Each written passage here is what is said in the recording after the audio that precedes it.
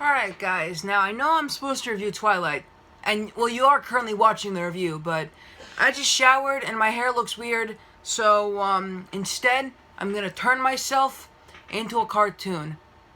That's right, we're breaking the laws of physics, so I say, let's turn me into a cartoon.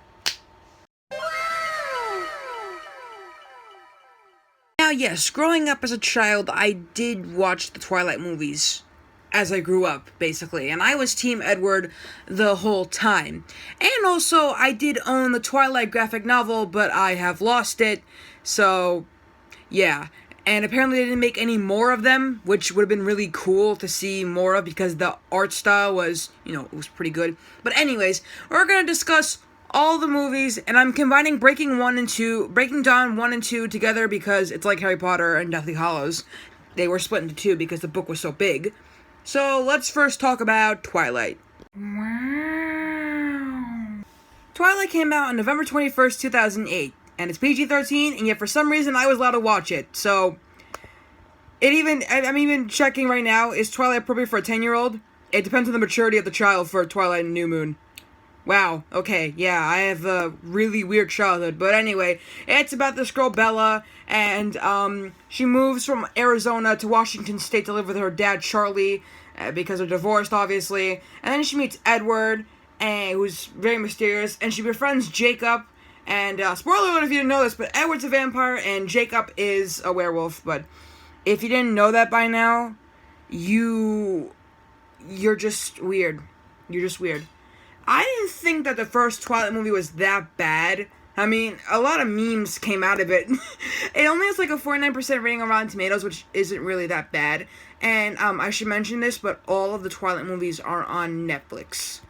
It's not the reason why I'm reviewing them. I was going to review them because during the pandemic, I rewatched all the movies.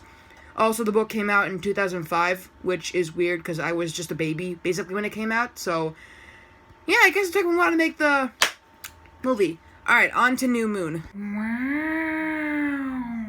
So, are we gonna forget that Aziraphale from Good Omens is in New Moon, and also the rest of the Twilight series, or am I just gonna only remember that?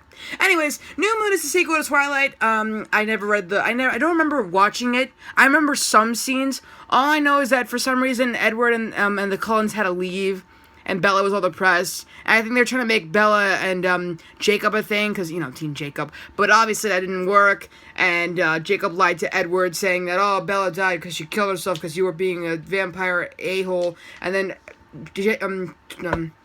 Edward was like, guess I'll die. And then she stopped them. I don't really remember much of the New Moon, but I'm gonna rank the movies later. Let's just talk about each movie. So let's go on to Eclipse. I don't remember Eclipse, other than the fact that Edward proposed to Bella, and then they fought some vampires that went rogue for some reason. I think this is also when, I think either Dakota or Ellie Fanning was introduced, and they were really creepy. Yeah, there's not really much to say about Eclipse. I don't even remember. It only has like a 47% rating, which isn't that bad compared to the first movie, and, basically, Bella must choose her love for Edward or her friendship with Jacob, and it's something about vampires and werewolves fighting because they have like a pact or whatever. Let's just finally talk about Breaking Dawn Part 1 and Part 2. Wow. I surprisingly remember seeing Breaking Dawn Part 1 in theaters, which is weird. It came out November 18, 2011, and only has a 25% rating on Rotten Tomatoes.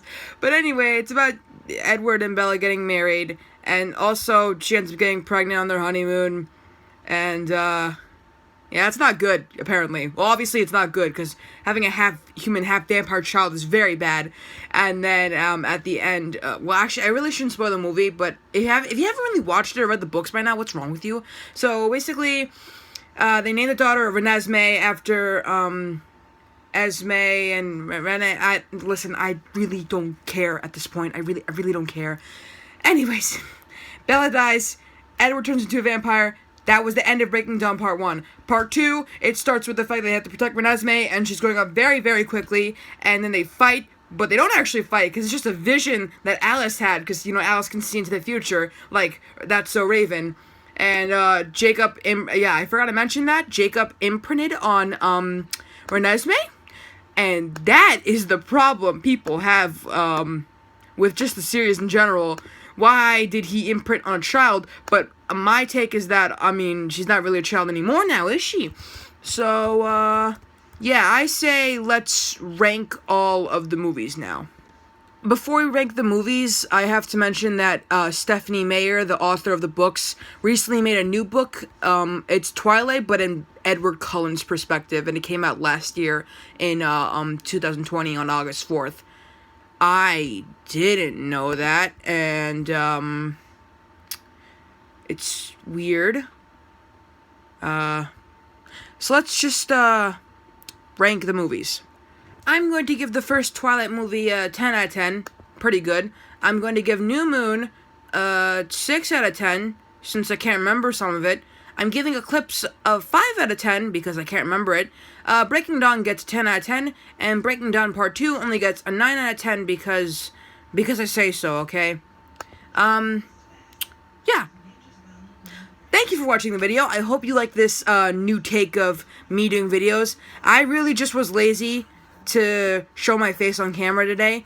And I am reviewing Back to the Future next, so I'm going to be doing this again.